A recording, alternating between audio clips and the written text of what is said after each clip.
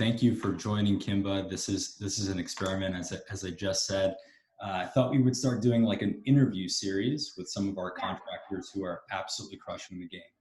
I think the first time I talked to you was maybe last March or April. And I think since then, I might be wrong, but seems like you've doubled your business or maybe close to it. That's kind of the sense I'm getting. I saw a post I thought you made today or maybe a couple of days ago where you said you guys might be hitting 8 figures this year in revenue, which is great. So congrats. So I just wanted to start doing maybe an interview series about contractors who are winning. And that way, maybe you can share some of the thoughts, strategies, guiding principles that you have with folks who are maybe a couple of steps behind you. And that way they can collapse the time it takes for them to get to where you are as well. Love to. And thank you for having me, Michael. I appreciate being your first guest. I think this is going to be awesome. I think people are going to get a lot from it because you can learn so much off of other people's experiences if you're the kind of person that will just open your mind and take in that information. So I'm excited to see you doing this. Awesome. So to get started, why don't you introduce yourself and more specifically, maybe your story from a high level? I think it's a very, very interesting one, right? You didn't really start in roofing, did you? No, not at all. In fact, I was a hairstylist for 10 years. So it's definitely a different one. So for anybody watching, I am Kimba Garcia. I am the CEO and co-founder of RKG Roofing and Construction located in Fort Worth, Texas, and now also located in Prosper, Texas. So we just opened up our second location. I'm super pumped about that. Like I just mentioned, I don't come from a construction background at all. So I guess we'll rewind. My company is actually only 4.5 years old. So RKG was founded 4.5 years ago. And like you just said, Michael, we're now on track. We likely will hit 8 figures this year. And so it's very exciting to be able to scale where we have. To some people that might be small, to some people that might be huge. But for me to come in and do it in the amount of time that I've been able to do it has been, everything that you can imagine, like a learning experience. It's been terrible. It's been awesome, right? And I'm so transparent about my story because I do think that there's like a lot to be said inside of it. So we started, my husband was actually doing billboard work at the time when I met him, and it was keeping him traveling across the country. Him and I were a blended family. So he had a daughter and I had 2 boys when we met, and our family just everybody just meshed really beautifully, and our kids didn't even know what the word step meant. And it was just a really harmonizing union, if you will. And what we felt in that moment was something that neither of us had ever really had. And it was that sense of family and that sense of togetherness. And his job was taking that from us. We had this beautiful experience as a family unit for the first time in our life. And his job kept requiring him to leave to maintain the lifestyle that we had and to take care of the kids and all those kinds of things. So his whole life, he actually grew up doing construction, and that's really what his passion was: remodeling, renovations, building, because Robby grew up around uncles and his dad that did contracting work, and he really loved that space, but he wasn't in it when we got together. So we actually decided to just kind of lean back on that passion and talent of his and pull him off the road, because at the time I made about $75,000 a year doing hair. I was a successful hairstylist. I also grew, it is an important part of my story as well, because I grew my following for my hair business on Facebook. So I'd already kind of started building an audience on Facebook, and I was able to build out a little salon at my house, be a full-time mom, and still make $75,000 a year doing hair. So coming from where I came from, that was already impressive enough. I got to be a mom, I made an okay living, and I could pay the bills where we were at that stage in our life on that income. So Robby and I made the decision to pull him off the road and bring him home full time. And that's how RKG started. So I remember thinking at that moment, man, if we can just book 2 fences a week or maybe 2 roofs a month, then that's enough to kind of fill in some gaps, and, we can make it like that. So that's really where we started. Gotcha. What was that first year like for you guys?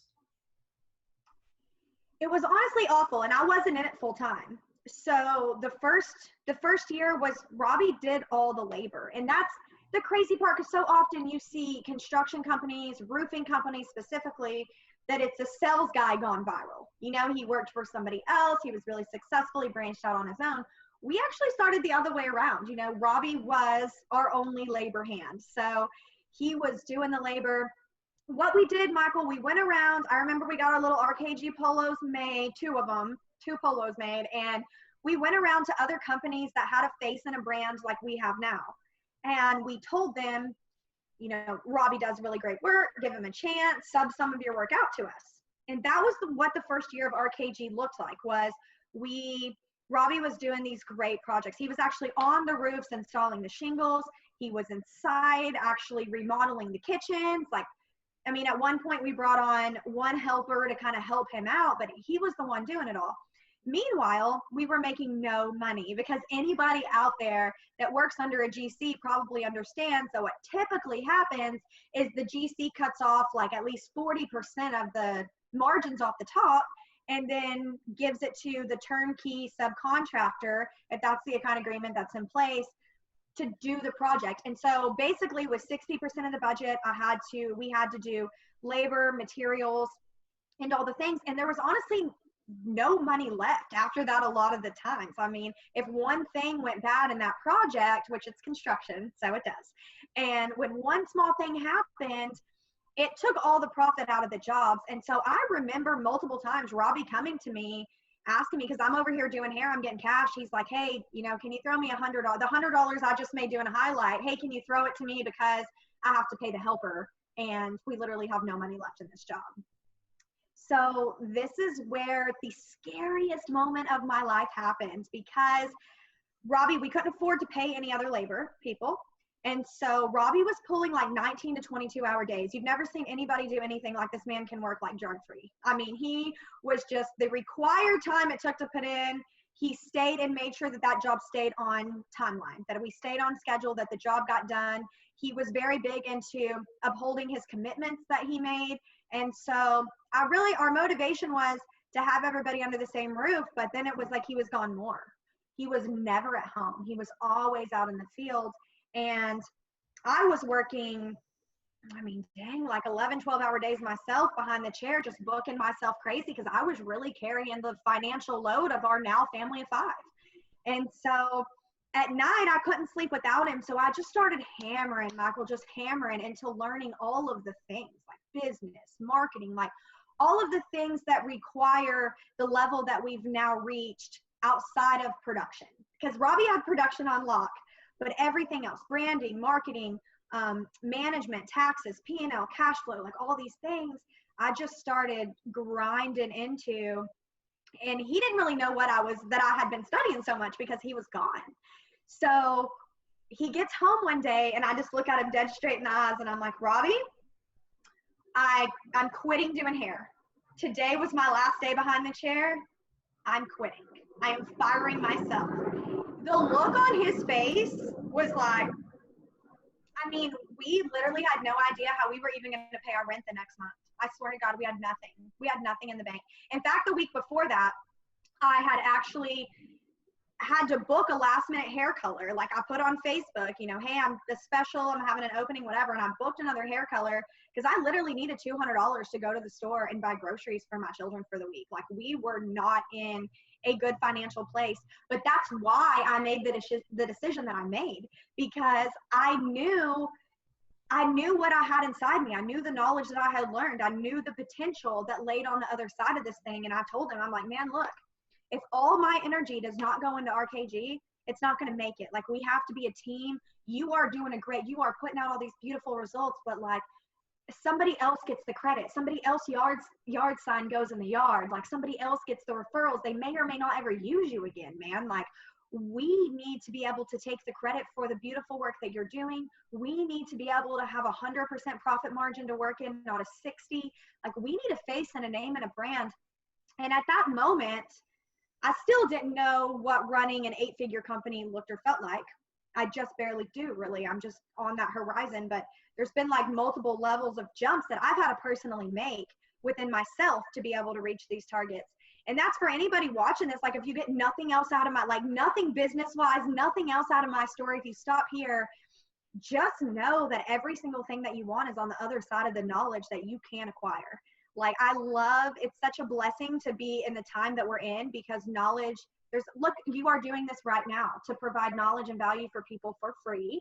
And all they have to do is give us a few minutes of their time, and they might learn something that will change their life. And I took advantage of that, and it did change my life. And so I do hope, and I'm proud and thankful anytime I have an opportunity to kind of get to be on the giving end of that. So, you know, I told him that I quit. We're gonna make a brand. We're gonna make a name. And I literally watched his soul die when I said that. We had no idea what we were gonna do or how we were gonna make it. Let me ask you a question, if you don't mind. So a couple of things. Number one, I'm just imagining being in that situation, right? You've got kids to feed. You've got it all on the line. That's a huge decision. It's a lot of risk. Do you remember how you and Robby made that decision? What was the framework in your mind for kind of weighing it all out? He got no vote, Michael. He got no vote. We had talked about it multiple times, and he kept saying, we're not ready, we're not ready, we're not ready. Well, let me tell you something about life. If you wait till you're ready, you're never going to do anything. Straight up, you're never going to be ready. I mean, sorry about you. And so it was the feeling of me honestly just getting fed up. Like, our wheels were spinning in the mud. We were getting nowhere. Yeah, we were broke, but if we continue doing what we were doing, we were going to stay broke. There was no out to this. And I've been a single mom since I was 18 years old. I've been broke. I'm not scared to be broke. But what I'm scared of is to have no solution on the other side of that. And so one day I knew I was ready. I knew we weren't financially ready. I knew we weren't maybe even mentally ready, but I knew that I had put in what I needed to know to be able to launch this thing. And I already had a following on Facebook that I could use some momentum to start getting some jobs, to start branding some. Like, I could let people know, hey, RKG exists and we are here, and I could showcase his really beautiful work, and I could probably sign up a couple of jobs. And so that was my plan. I was just like, hey, look, I mean, I'm going to start putting the things on Facebook, and we're going to start booking our own jobs. And I had enough people. If I've said this once, I've said it 1,000 times. I can't say it too many times, but your network is literally your net worth. Relationships are your revenue. So I had already created all these really beautiful relationships within the community because I was a hairstylist. And I had a following of people that wanted to see me win, and they were willing to give Robby a chance because of the relationship that they had built with me. And I just bet on red. I just threw it down and was like, you know what? I mean, at the end of this, we're either successful or we're broke, but we're already broke. So sounds like, you know, you guys were looking at the situation. You're thinking there's no real downside here. There's only a lot of upside. We got to go for it. It was really, because I'm that kind of person that I don't fear failure. I fear a lack of effort. Like, it would eat me more alive if I didn't try than it would if I did it and didn't win. And so Robby just knows that I'm a very, you know, like in my soul, a pretty powerful, stubborn creature. And when I looked at him dead straight in his face and just said, this is what I'm doing, I think that he just realized that there was no argument to be made there. And he just said, okay. And smart guy. At that point, we were partners. Nice. Let me ask you this. You mentioned your Facebook following that you had built up from your previous business. What did that look like, and how did you get that off the ground? Well, I started my first hair salon when I was 21 years old. So it's been a decade ago, literally now, because now I'm 31 years old. So when I started that, Facebook was way different and way smaller and way less, it was just a completely different game. But I always laugh and say that I've been doing social media since the AOL chat days. And I laugh and say that because it's when you still had to pick a room and pick a topic. And I've always been big on relationships and connection. And I grew up in a really small town where my friend pool was small, where my exposure to culture was small. And so I've always loved the internet since it was literally dial-up, because it got me exposure to other people, other cultures, and other information that I didn't have in my hands any other way. So I actually had Facebook when Facebook was only for college students, for anybody that remembers that. And I networked in at my school using Facebook, and partnered up with people to have study groups and homework. And so I've used Facebook since that was Facebook's potential. And whenever I opened my salon, which was a jump I made also, but that's another story for another day, but I made a jump into that also. And I just started taking pictures and showcasing what I was doing on Facebook. And so when you do that for, I did that from the time that, I started doing hair when I was 18 and I did it until I was 26 or 27. So you just build up a following. I'm heavily tattooed. I always had crazy hair colors. At one point in time, I literally had a pink mohawk. Michael, I don't know if you can imagine me like that, but I was crazy. I was out there. I'm a loud person. I'm just loud. My personality's loud. My look's loud. I've always been loud. And so people didn't always love me, but they damn sure didn't forget me. And so that's what marketing is. At the end of the day, not everybody's your customer. Not everybody's your follower. Not everybody's your fan. But, they won't forget you. And so when somebody looks for a hairstylist, I was just the one to come to mind because I showed up consistently. I showcased my work. I was a little bit different. I was super loud. I was in their face. And so that's how I built up the clientele that I needed to be able to make $75,000 a year from my home studio. So I literally just flipped it. I just flipped the topic I was talking about. And, I shared Robby and I's love story from the day we met. And so everybody, like when we very first met, I remember people called us Beauty and the Beast, and everybody had my Facebook followers just kind of jumped on board with, I'm just so transparent. So they kind of watched me go through this like really brutal divorce, this like really brutal custody battle.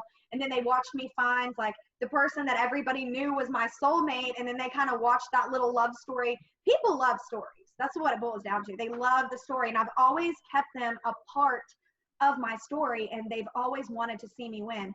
And I just cannot express again how much value there is in just being willing to share your story and building up a following of people that will want to see you win, because they turn into referral partners, they turn into customers, it turns into revenue. And it's just all about relationships. Mm-hmm. So let's say, someone's listening to this, they're in their first year of business, they're in that zone where they're doing everything, trying to figure it out. And maybe they traded working for someone else and now basically working more in a job. Mm-hmm. They thought, they were going to have more freedom. They're still in that space. What would you tell them when they were to ask you, how do I tell my story? Is there like a framework for that? I don't have 3 hours extra in my day to, draft up narratives about my story. How can I do this sort of consistently and easily? I think, I actually have a mastermind group that I run around this. And that's one of the things that I hear often from business owners in my mastermind group is that they don't have time for it because they're wearing 27 hats. The main thing that I try to do with them is just to try to reshape their framework into understanding the importance, because when it's like just a Facebook post, then you don't find a lot of time for it.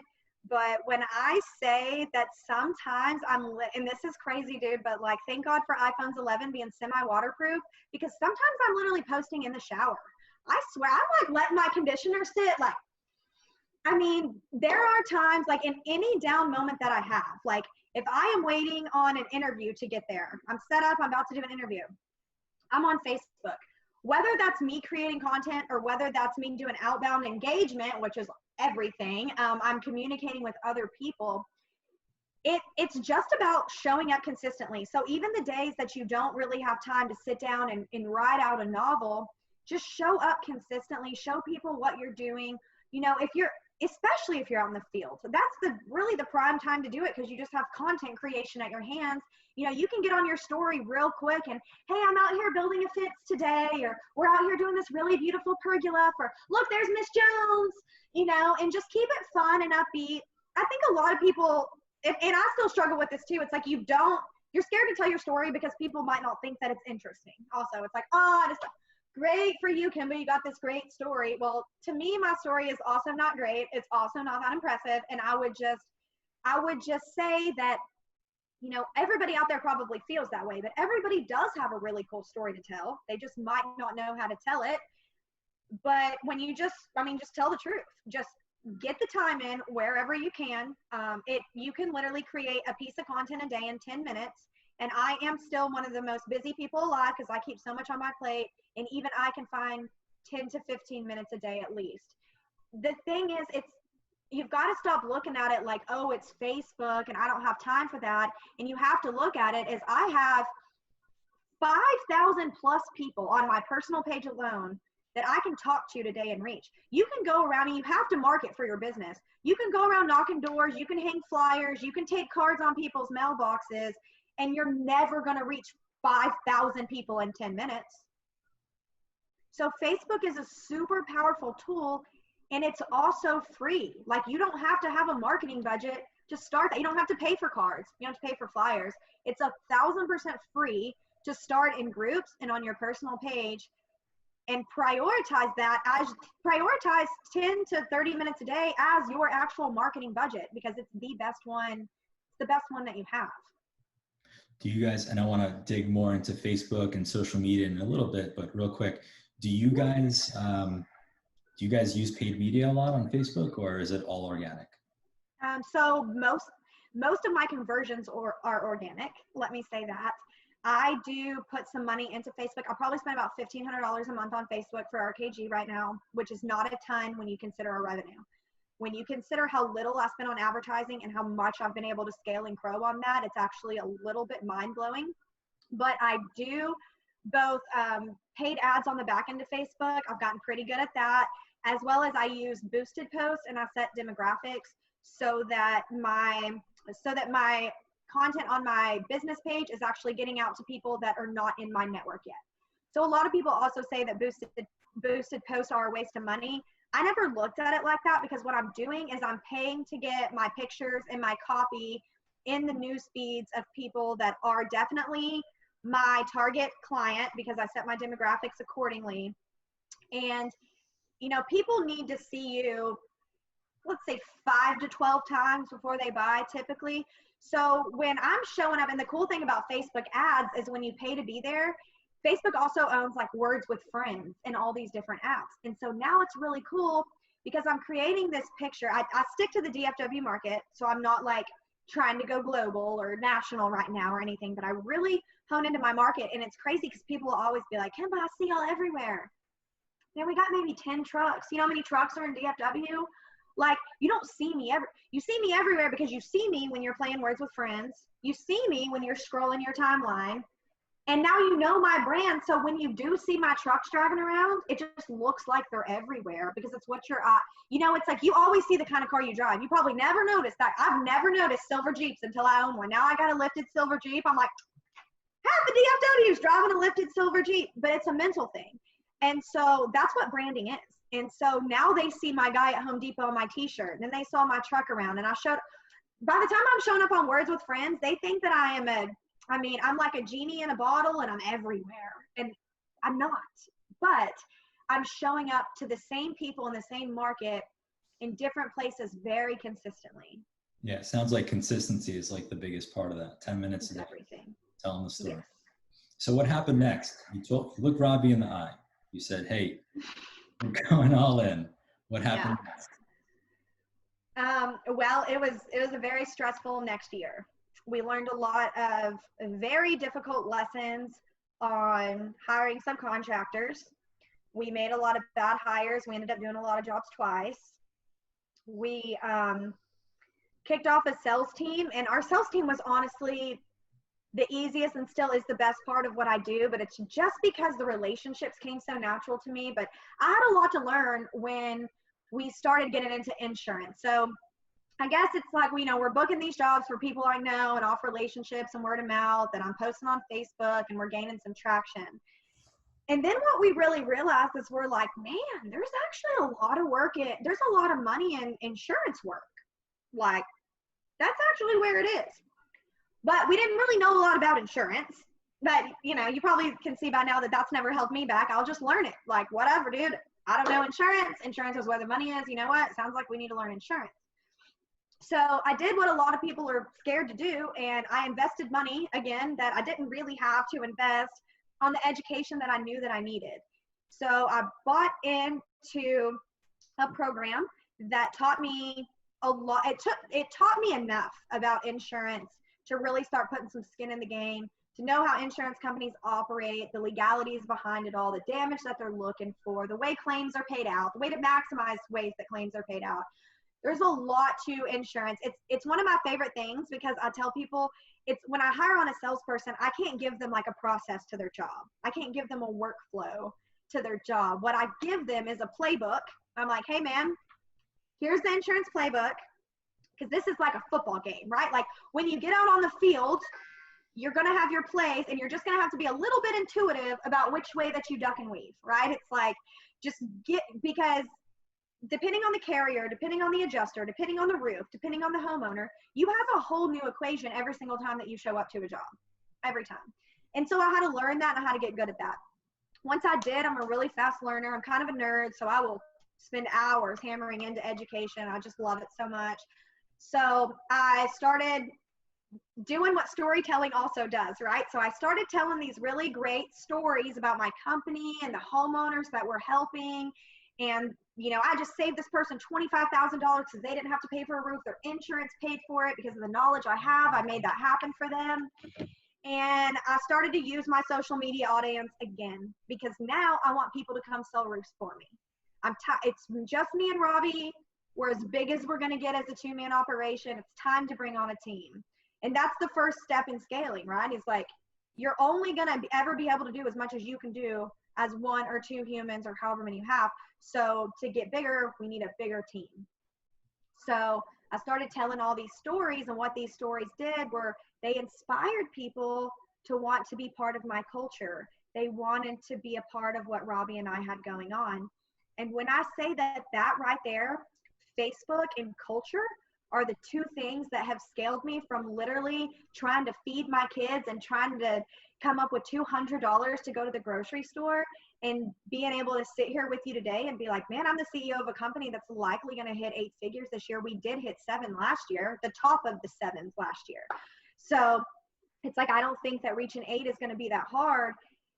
It almost blows my mind, because it lets me know that the potential out there is just huge. I think people just kind of miss the mark on the important things. And so one of the most important things is culture, because you can never take your vision. I don't care if you've created a new toothpaste or you own a roofing company. You cannot grow unless you can inspire people, tell a story that inspires people to buy into your vision. They have to buy into your vision. And when you have the kind of talent that can talk to people and inspire them to buy into your vision, wow, game over. Because now instantly overnight, it's not just me and Robby selling roofs. I got 10 people willing to do it with me. You know what that does for your revenue? 10 times is it. So I'm sure someone's listening right now and they're like, all right, that sounds great, but how do I get my vision across? How do I tell the right story? Maybe I'm not good at it. Maybe no one ever taught me. Like, when you say culture and storytelling and inspiring others, can you give an example? What does that look like for you, like these days? So these days I do a lot, like you've probably seen my post about my 100K club dinner. At RKG, if you sell $100,000 in revenue a month, we go out and eat steak, and it's not, I mean, no offense, but it ain't Logan's. Like, we're going to Ruth Chris, we're going to Eddie V's. We make a big deal about it. It's a winning mindset. It's like, this is the winner's table. These are the people that made it to the winner's table. And I make a deal about that on Facebook. I just tell that story. I tell the story of what's really happening, what we're really doing. And I just let people into my wins and into my team's wins. And, I brought on 5 new salespeople this week that are pumped and motivated to be part of what RKG has going on. And they told me in their interview that they never considered getting into roofing, except for they fell in love with the culture that I present on my social media. And they wanted to be a part of that, because I paint the story of, I don't care where you came from. I don't care what you know. I don't care what you don't know.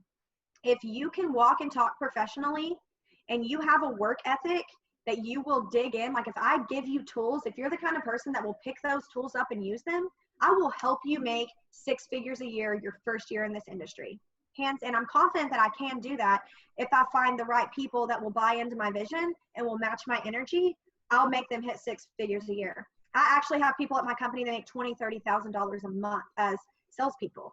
And what's really cool about it though is there's a little piece to my secret sauce that you can't teach, because I have a genuine love for seeing other people win. And I think that that's been a real core part of my success. And I can't teach anybody else that, but all I can do is say, if you really, really love, if you go out and you seek to genuinely help people, like I don't go out and try to find people to do their roofs. Like I want people that I know my knowledge can help. My knowledge can help them save $25,000 on their roof project. My knowledge can help somebody else change their life the same way that I did mine with the same information. So when I go, and it's funny, you know, because like I'll interview people, I always ask people in my interviews, like, if you don't mind me prying into your personal business a little bit, what's the most money you've ever made in your life? And they'll tell me $40,000, $50,000 a year. And I'm like, cool, I know my goal then.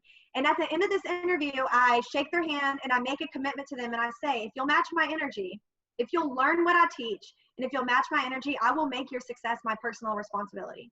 And we shake hands and we split.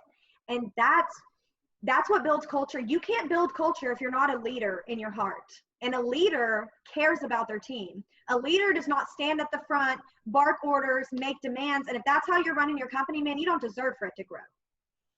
That's not what being a leader looks like. When you're willing to get behind your team and inspire and educate and push them to their goals, like if you will help people, if you will set clear targets with your team. I sit down with my team members and I go, hey, how much money have you ever made? And in a perfect world, how much money do you make? Like, not like I'm trying to go buy a Lamborghini, right? But like you're paying your bills, you're happy, you're taking your family on vacation, you got Christmas money in the bank. Like what number is that to you? And they'll tell me a number. Okay, that's our target. We'll break down exactly how we're going to get there. But I think that because they see me invest into their success, they reciprocate that back, and they love to be part of a culture. They love to be part of a culture that loves to see them personally win and then celebrates those wins with them, like our 100K club dinner. I have bonus plans in place, and people really like to strive to those incentives, but they also know that they're genuinely cared about in the organization that they invest, you know, their time and energy into. And that's what culture is. And if you'll build that from the right mindset, like a real true leader's mindset. And I have to stop there, because if you're not a leader in your heart and soul and you don't love to see other people win, and that's not your motive for doing it, you have to adjust yourself first. You have to change first, because I tell business owners all the time, your company will never outgrow who you are as a human being. And if you're not a strong human being and you're not a strong leader and you're not genuinely there for your team, you don't deserve to have one. And I don't say that in an ugly way. It's just like, let's make sure that we're strong enough to carry the workload before we ask for it, because you do have other people's lives and goals and visions and families in your hands. And before you scale to having a big team like I now have, you have to be the kind of person that takes that as the most serious thing, because I wake up and do what I do every day for them. I just get successful because I make them win, and I just happen to be at the tip of the spear. So that's why I win, is because they all do. Would you say that this focus on culture, and I'm going to just rephrase a little bit if I have it right, sounds like a lot of what culture is to you when you say it is really caring about your people, like genuinely waking up and trying to get them a little bit more successful. It's also telling that story and having standards that just keep going up, a winning sort of culture. I just use culture in the definition of culture, but you got it. It works though, but yes, I mean, I'm glad that you said the word standards, because I didn't say that, and that does matter. Like not everybody gets a place on this bus. Right. You know, I mean, there are standards required. I'm a very strong, direct person, and I build my boundaries very strong, but the people that are inside of that, I will pour any and everything into. And so they know what is required around here, and they know the standards, and they strive to live up to that, because they know that the rewards come with it. So a lot of people obviously have a big challenge in finding good talent, not just sales folks, but technicians, people who are doing the production and so forth. Does this focus on culture and then being able to sort of tell that story, does it help you attract other types of talent as well? Or is there another game plan for you, another strategy for finding really good talent in other areas of the business? Glad we talked about this. There's two that I use. I do want to say at the end of the last quarter, I personally was not in last year. I was not in a good place within myself. And one thing about me, Michael, I don't really have like work-life separation. I just have life. Sometimes I wonder if I only work or if I work at all. It just seems to be intermixed. And so what happens with that, whether it's positive or negative, is when I am doing really well, my company does really well. When I'm not, I do see that come out in the level of people that I attract, in the standards that my team produces and upholds to, and all these kinds of things. And so now I do take care of myself as number one priority, and not in a way that I'm trying to be ugly about it, but I make sure that Kimba is on her A game because I'm the pace setter and the tone setter. So again, if you're not at a place where you're setting the tone for the people that you want to attract, it's just not going to happen for you, right? But a lot of it as well. So Facebook, obviously, I have people almost every time I post a 100K club dinner, somebody messages me talking about they want to join my team. And now it's a vetting process. So finding good talent, finding good people is so, so, so difficult. And it's so grueling. And it's just like, oh my gosh, I just met with another one today that's like not it. And you feel like you've wasted so many hours of your time, and you have. So I guess I'll say that I've learned the art of recruiting, and it's a whole new ballgame in itself. Sometimes I find people off Facebook because they were attracted to my culture. That's where most of my team came from, was they were attracted to my culture on Facebook. The other part of them, I actually use ZipRecruiter. So there's like Indeed and Monster, without going into like all these experiences, because we only have so much time, like skip the bullshit, go to ZipRecruiter. If you're going to pay for an online platform that's not Facebook, just pay for ZipRecruiter. They seem to have the best candidate pool, if you will. But outside of that, what you have to understand is your copy can't suck. If you're not a copywriter by nature, and you're not a storyteller by nature, and you're like not an inspiring human being at all, then you might consider outsourcing this one. Because your ad, especially in construction, and especially if you are recruiting roof salesmen, you want to talk about the hardest thing to, you know how many companies are in DFW? You know how many pay plans out there exist? You know how many people offer trucks and gas cards and like, oh yeah, we'll just give you 70% of the profit as commission. I mean, it's mind blowing to me what some of these companies will give away the farm because it's really just one guy sitting in his living room that's not going to actually offer any support. You're not going to have any training, and you're not going to have any cards, and you're not going to have any polo, you know, all the things. And so, so he leads with like 70% commission, and people are like, I'm going to go there. So what I had to do was I had to start learning how to write copy that also inspired people to join my culture. So whether you're using Facebook or ZipRecruiter, the game is kind of the same.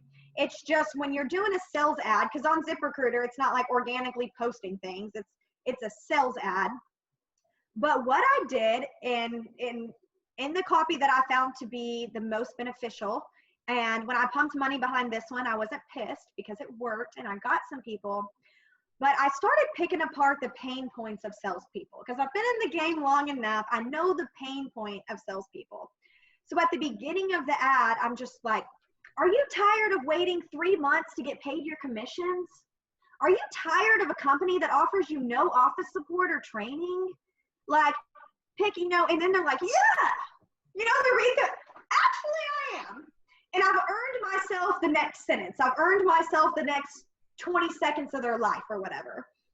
I do not get in there and go, well, this is our pay plan, and just all the people don't care about the thing. People don't care if their roof is damaged. People don't care if their insurance company is going to pay for it. People make decisions off of emotion, and that's just how we're hardwired. So even in your copy, you have to understand internally the audience that you're talking to. And what salespeople are looking for is a company that's going to pay them fast. They want to be part of a winning culture. They want to feel supported. They want to have training. They want to feel supported to be able to hit their targets. And at the end of the day, my culture is so attractive that my pay plan, I don't have to give away the farm. I don't have to give away 70% of my profit to my sales guy just to have them because they appreciate the value that I bring to the table. And so I lead with that. So 0 to close to maybe tracking towards 8 figures in 4 years, 4.5 years. Aside from culture, aside from, consistently showing up on Facebook, social media, and telling your story, what other sort of key decisions now looking back are you like, all right, I'm really glad I did those things. That's what allowed me to get here from there? Paying attention to quality, because at the end of the day, your brand will not survive. It doesn't matter. I can get on here and I can paint all the promises in the world, but what makes Robby and our partnership so strong is that he backs up the quality that I promise. And that's everything, because that's how you gain traction for the long game. So down to the kind of roofing systems that we build out, like we ensure that decking's up to code when we tear off a roof. We go back on with synthetic underlayment. Like, I'm not putting on felt paper. I'm not doing overlays. I'm not turning a 3-tab around backwards to build out this roof. Like, I'm using starter shingle. We're using hip and ridge. I'm delivering the product that my salesperson promised. I mean, ideally every single time. And I'm not saying that we're perfect, but we're like super accountable. So if something does happen or something does go wrong, we also have the reputation that we're going to be there to solve that problem with the homeowner. And word of mouth, it travels very quickly. Down to the finish outs on our renovations. I'm very proud of them, because when you go around and you see where the base is cut into the wall, it's not messy. I mean, there were some new houses just built up the street, and I can tell a builder just hired whoever he could probably find the cheapest to get in there and do it, because I can see from the street the over just where it's like y'all didn't use any blue tape to there's multicolors on the house, and it's messy. So people don't have to know construction to appreciate a really solid finish out. You don't even have to really know what you're looking for. You can walk in a home and go, this home is crisp. This finish out work is nice. Like the caulking is straight. The lines are straight. The tile is straight. Everything's really beautiful in these houses. And so it's back to kind of that standard. I'm really, really, really glad that I was picky about the crews that I hired. I now have in-house crews. I'm super proud that they're Team RKG. They love to be on my team. I appreciate having them. But there was the battle of going through some bad guys to find these guys. And once I found these guys, I love and appreciate them as much as I can, as often as I can. I've never seen another roofing company take their roofing crews to dinner, but I just took all 3 of my roofing crews out to Joe T. Garcia's to just say thank you. Like, you guys are out here working in the 115-degree weather, like to uphold the promises that I keep in my marketing, and like, thank you so much, because it's that attention to detail that gets us the next job and the next job and the next job. I'm also very particular about manufacturers that I use. And when I start running into an issue with a manufacturer, specifically a shingle line, I've recently been dealing with that. I'm not afraid. Everybody knows, but I'm not afraid to make a change. I will pivot away from that. So from the labor, the quality in the labor, to the quality of the products that we use, we do not aim to be the cheapest. We just aim to be the best, and we aim to have the best quality. And that's the kind of customers that I look for. So I choose my team wisely, and I choose my customer wisely. And I'm really thankful. I think that's had a lot to do with it as well. So obviously it has not been a straight, line up for you since the beginning. I'm sure it's been super jagged. Like, just real talk. Can you talk about 1 or 2 examples when shit really hit the fan and you don't know if the business was going to make it? Like, what happened?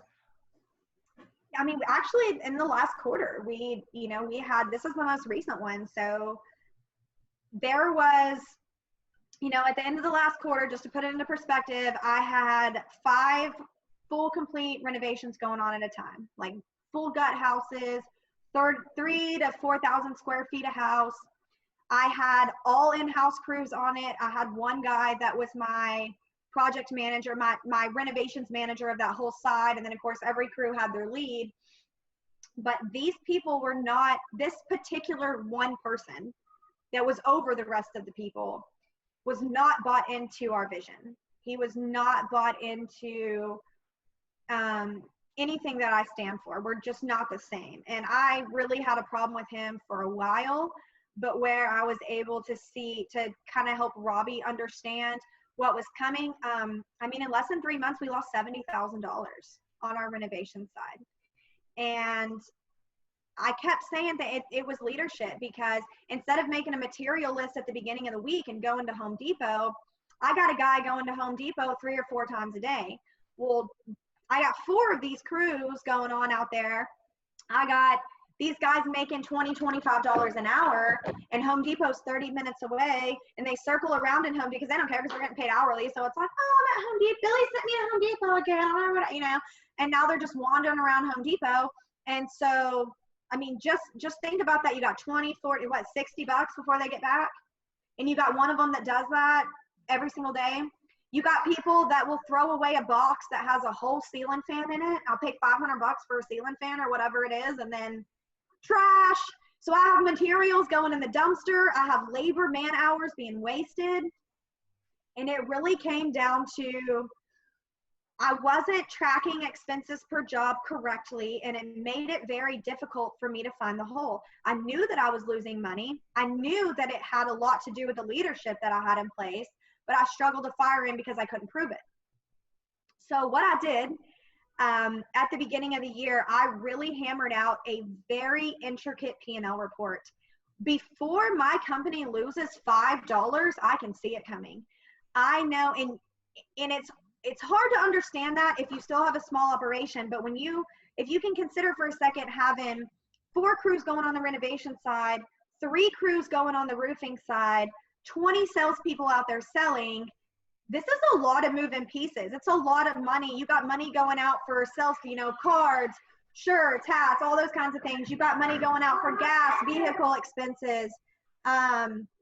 You know, you have all these different things going on. And so money just starts leaking. It just starts leaking out of places, and you can't really see it coming. So I went in, I built out a P&L report that allowed me to be able to place blame where blame was due for money leaking out. And a lot of people got fired in March. A lot of people got fired in March. What happened there, my company now is profitable. It is it is profitable per job. It is profitable net. And, you know, I think this is where a lot of contractors struggle as well, because we're not bookkeepers. Like, Robby's a production guy. I'm more into marketing and relationships and the storytelling and the copywriting, and I'm a creative by nature. Neither one of us like numbers. The only thing we like to do with money is spend it. I mean, at the end of we like to make money. We like to spend money. We're not trying to pay attention to all the details in between. Like, that got to be our accountant's problem, because that's not our jam.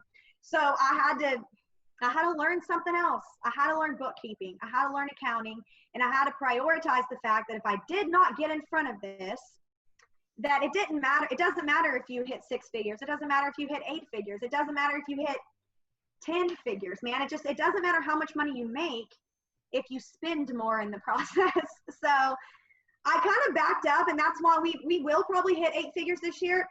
Before this, I confidently knew I could. I backed up a little bit at that point. And I went, man, you know what? I don't care if I get to say next year, like, hey, we scaled to $15 million.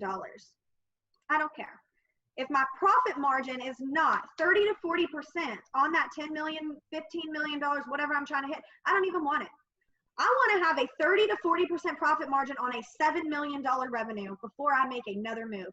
Because if I cannot be a good steward of this cash flow, I don't need any more, period. I haven't earned the right to scale. We have to figure this out.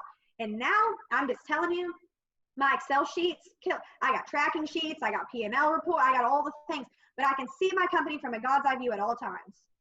And I can make decisions, and I can plug holes way before. I'm actually embarrassed. I'm actually humiliated to have to tell you that on this podcast. I'm glad we're all friends here, because I'm actually humiliated that I lost $70,000 in 3 months, because I could have prevented it, and I could have saw it coming, but I didn't have the right systems and processes in place to do so.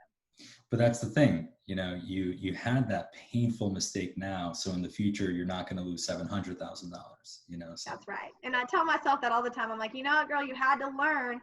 And so I always say all the time, if you follow me on Facebook at all, you'll see me say it, like, I only win or I learn. I never lose. I win and I learn. And that's it. That was a $70,000 lesson that, you're right, probably saved me millions.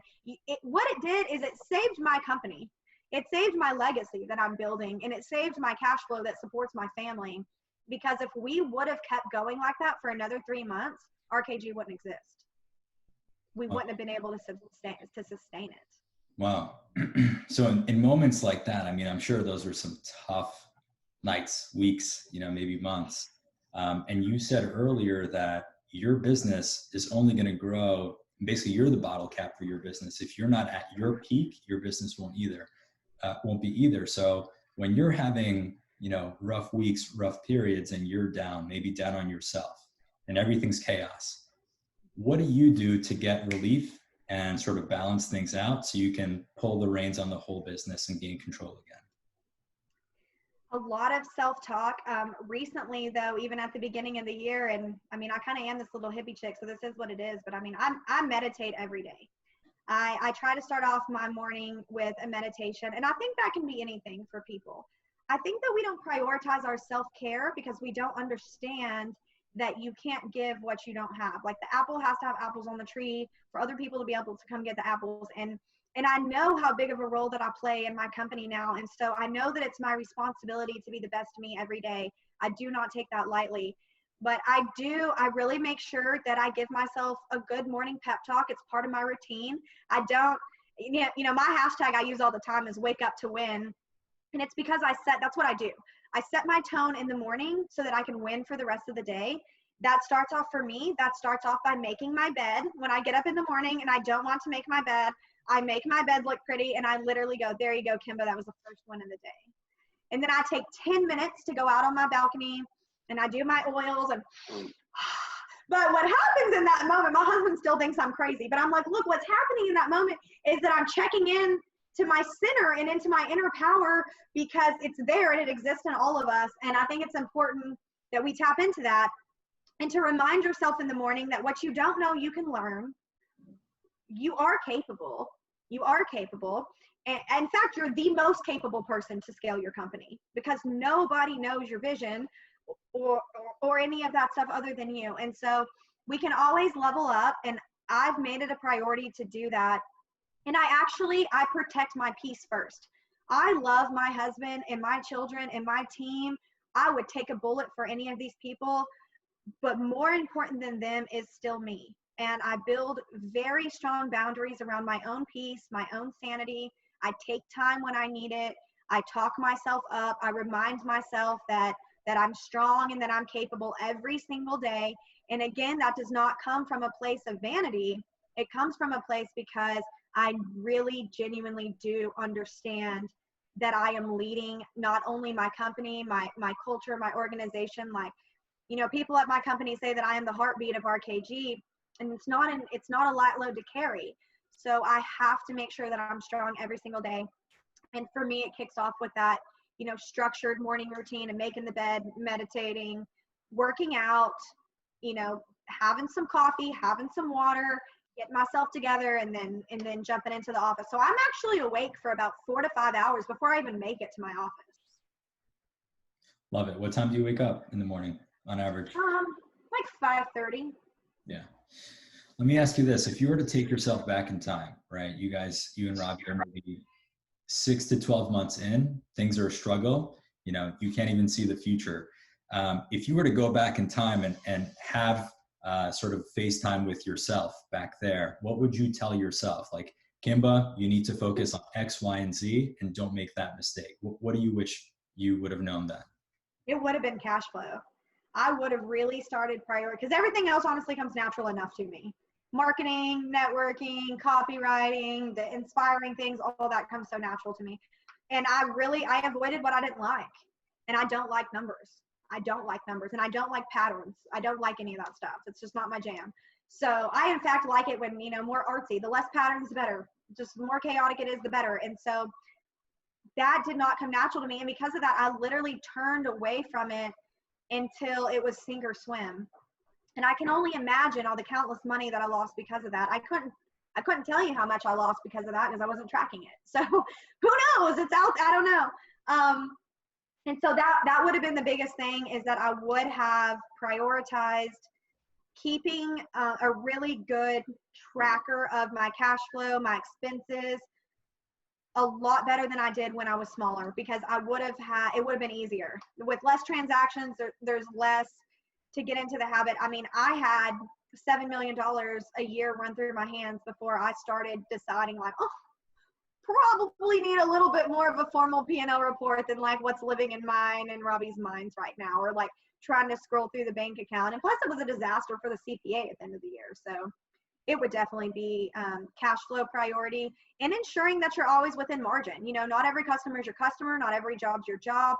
And the beautiful thing about cash flow reports, I used to hate them, now I love them, because I can also see what jobs are profitable for me. And that allows me to know where to focus on my marketing. Like there are some jobs that you will lose on. There are some types of jobs that your crews suck at, or you suck at, or whatever the case is. And until you really have a good P&L, you know, we can, as contractors, we project our profit margins. So we'll bid something with an expectation of a certain profit margin on the other side of that. And I think what I failed to do was ensure that that actually came to fruition. It was just like, oh, we made XYZ on this. But at the end of the day, did we? No, because somebody walked around Home Depot for 2 hours and somebody threw away a fan we bought twice and whatever. So it is important to actually see how that transpires and be able to calculate an exact profit margin at the end of it. Because like right now I can look through my tracker and go, oh, right here I made 70% profit. Right here I was at 21. Right here I was at 19. And over the course of even 1 quarter, 3 months of your life, you will start to see where you lose money, where you make money, what you should be marketing. I mean, it paints a whole picture that just empowers you as the CEO of your company to be able to make really great decisions moving forward. Yeah, it's true.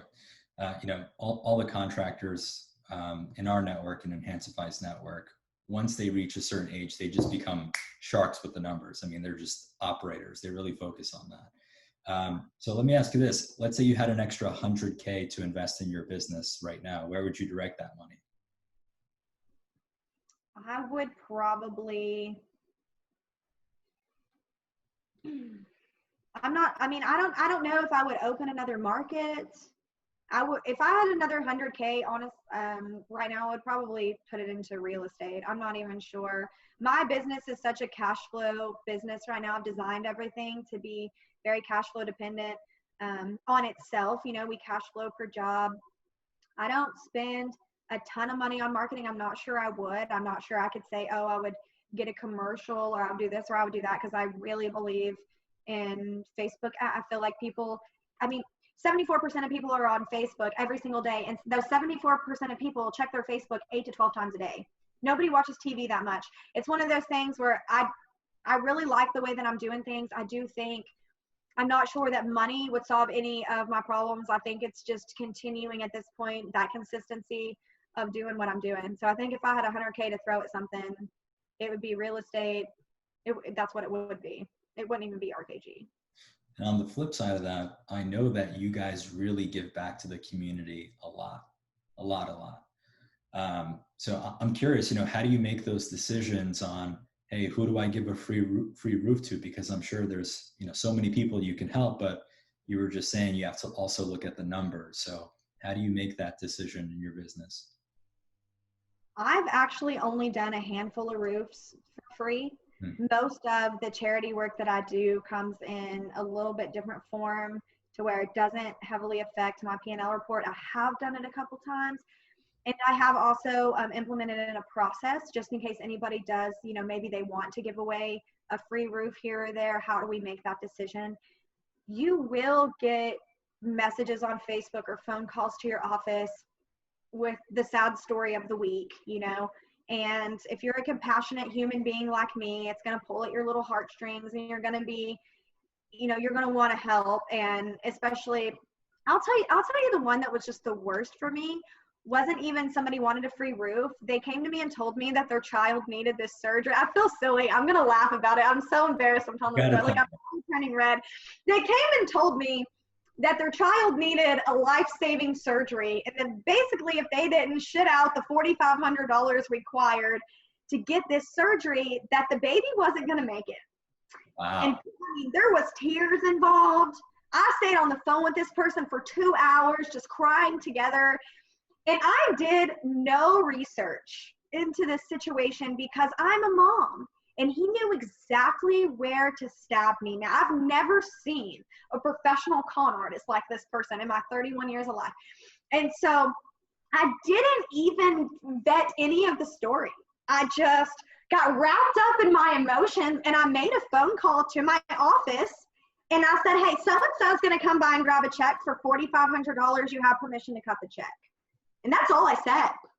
I was an emotional basket case. I thought the baby was, I literally went to my husband and I said, Robby, if we have the resources to get this baby the surgery and we don't do it, what kind of people would we even be? This is a baby, for God. I'm like, anyway, my office wrote the check out, which if this would have hit me, I would have caught it right here, but they didn't. Okay, so it is what it is. The person in my office at the time wrote a check out to a Dr. Angela. It was like somebody's first and last. It wasn't a practice. It wasn't a surgery center. It was a name of a person that had doctor in front of it. Thank you, Wells Fargo Business. Highly recommend them, by the way. Highly recommend Wells Fargo for your business account. But fraud detection on point, man.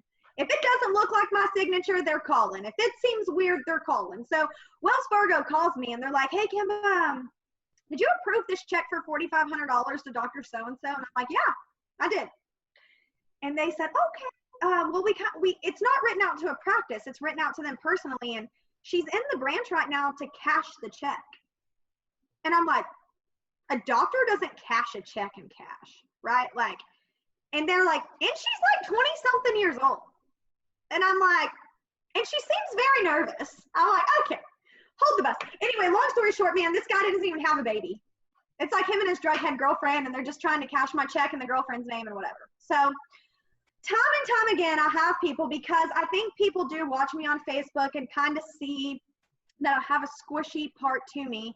And so I had to create a process that protected my squishy heart. And so I no longer just accept calls, but the first thing that I do is I require them to send me an email stating why the home is not insured. Because why am I paying for a roof and your insurance company isn't, if that's the route we're going? And then two, I need some kind of details. Like, I mean, I need a kid, like, I should have got a kid's name. I don't know, a mom's name, I don't know anything, some medical records, a doctor's referral, something.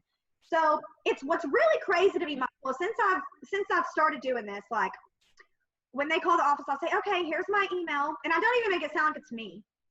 Here's the email that you need to send your request into.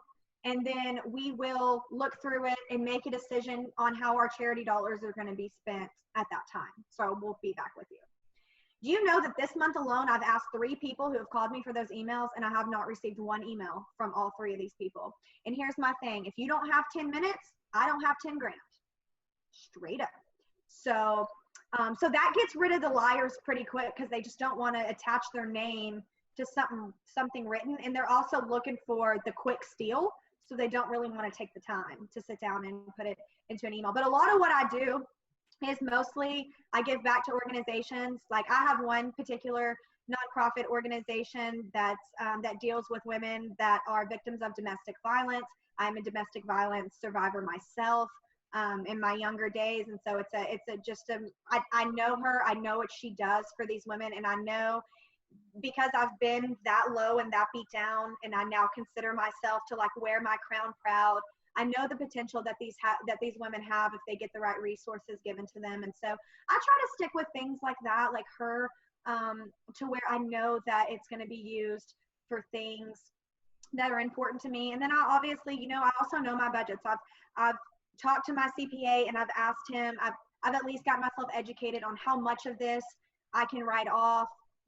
There's different kind of gifts that have different tax deductions with that. And at the revenue bracket that I'm at, I need some tax deductions sometimes. And so I've gotten more clear on, how much I should give and where I should give. And outside of really, painting what that looks like for me, I just encourage everybody to reach out to your CPA, see where your tax liability stands. And if you're the kind of person like me that would rather put that same level of resources, and because like this money can't stay in my hands, it's going to go to IRS or it's going to go to where I want it to go. And so, I like to choose where I delegate the money to myself if I can. And so I just recommend talking to your CPA and seeing what that looks like, and then giving to an established organization that you already know and trust, or at minimum having them right into the office, giving something that you can bet the credibility of the equation. Because if you give a free roof to somebody just because they called, it's like, why did they not have insurance on the home? And maybe they do have insurance and they just don't even know how to use it. So that's where my knowledge can kick in there too. So that's how I do it. Bottom line, if anyone tries to screw with Kimba again, we're all coming after you, so don't even try it. All 5,000 of my friends are going to fight you. Exactly. What's next for you guys? What's next for me is, well, I'm opening a Prosper office. And what I've come to learn, though, is I love business. I love entrepreneurs. I have a real passion for the people that are in the trenches. And that's why I was so happy when he asked me to do this. And why I even asked if I could record it for my YouTube as well. Because I'm going to continue to scale RKG. But truthfully, I don't want to go outside of Texas. My reasons for beginning this company still remain the same. I still want to be home with my kids. I don't want to be flying all over the country doing roof things. That's just not my personal goal. There's plenty of money to be made in insurance restoration in DFW. So we've already opened Prosper. And honestly, I think that after I open Office 1 or Office 2, I'm sorry, that I know that Office 3, 4, and 5 won't be that big of a deal. And I already have those markets pinned out all in Texas, so I'm not ever going that far. So that's what's next for RKG, is just continuing to open a couple more markets and finding people within those markets that want to jump into our culture and use the training that we have to change their life for their family and be able to service homeowners in those communities with quality contractors as well. Especially one of the markets that's on my radar, they just don't have anybody. Like, their contractor selection is pretty scarce out there. So I can only imagine what's happening to their homes and their communities because of that. So we're going to keep doing that. I mentioned earlier, I run a group called Inking Wins. That's a Facebook mastermind group. And I also run a group on Facebook called the Networking Lounge. That's a free group for entrepreneurs. I have a little over 1,000 other business owners in there from all different industries. So what I'm doing, I haven't even launched this yet, but I'm actually building a website. It's going to be www.ceo-af.com. And I've already bought the domain and started building it out with my developer. But what I'm doing right now is I'm actually building a website that's going to bring together resources for entrepreneurs, not just contractors, but entrepreneurs that want to go from exactly what we're talking about, from feeling like you're owning your job to being the CEO of your company. And I'm going to be doing a lot of blog writing and offering some different services in there that I know are, and also bringing together some of my resources that I've used. Like the bookkeeping service that I use is amazing. It's called Bench for anybody out there. I don't even need to use my affiliate code for it. It's called Bench. It's awesome. Strongly recommend them, but bringing together some different things like credit cards that will help you build your business credit, writing blogs on things like delegating, how to know when to delegate, what are you going to get off your plate, what needs to be somebody else's problem, what do you need to focus on, mindset, self-love, like everything that I've talked about in this podcast that's brought together what has equated to my success. I'm going to be harboring all this in my website and offering some different services around there. That's industry-wide, because what I've learned is Robby loves construction, and Robby loves building roofs, and Robby loves taking ugly spaces and making them beautiful again. And I love that for him, and I love the business side of it. So that's what's fun. I actually had somebody say to me yesterday, they're like, Kimba, like, you do business, roofing is just the byproduct of what you do. And that's true. So now that I'm at a place, when you start working, because there's no life work separation, there's no balance here, but this is just life. And do I work all the time or do I never work? Who knows? But at the end of the day, I'm not at a place where I have to watch the gas pump when I fill up my car anymore. And I don't have to worry about how I'm going to keep the lights on. And when I wanted to take my kids to New York and drop 10 grand to go to New York for Christmas, that's what we did. So I'm not at a place in my life right now where I have to necessarily work for money. I go out, I help people, I'm inspiring people, and money is naturally the byproduct that's coming with that. And so I'm really excited for my next personal stage, because it's really a passion project that I have turned into a profitable company as well. But it's mostly a passion project that I'm going to be taking on, and it's to help all entrepreneurs be able to go from, You know, I got to just tell y'all real quick, you can probably tell in my accent, but I grew up in a tiny little town outside of Fort Worth. I was this freckle-faced kid that there was nothing special about me growing up. I got pregnant when I was 17. I had my first child at 18. His father was never in the picture. I was literally a teenage single mom, just having to figure it all out on my own.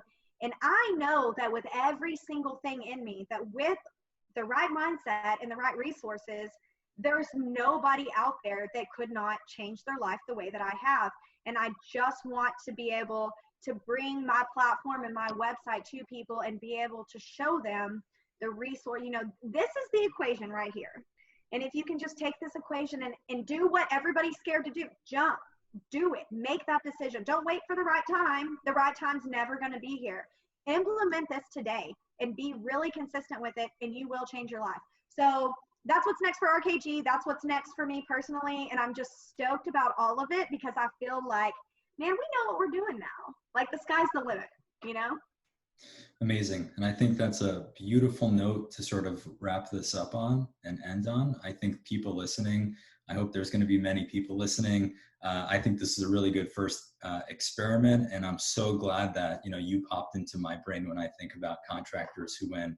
I hope everyone listening, you know, you got a lot of golden nuggets from this. I know I did for sure.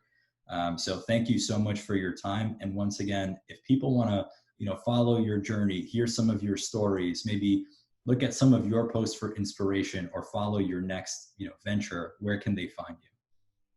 I mean, my personal page is really the best place to follow me. That's the platform that I use the most. So it's just Kimba Garcia.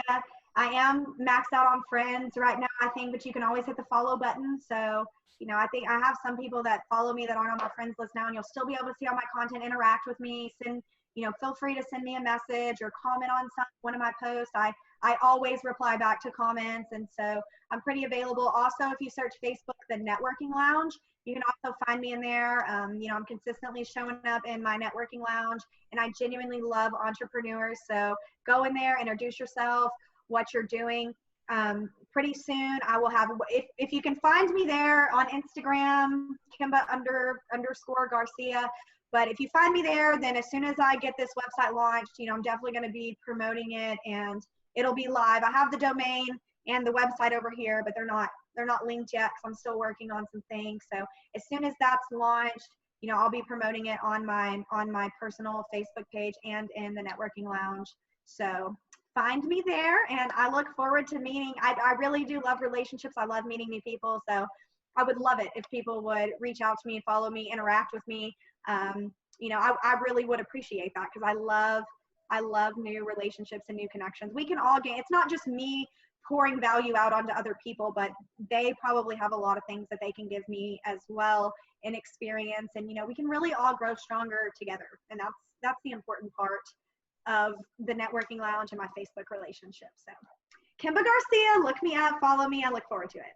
Amazing. Kimba, thank you so much. And I'm really looking forward to continuing to watch your journey. Thank you so much. See y'all later.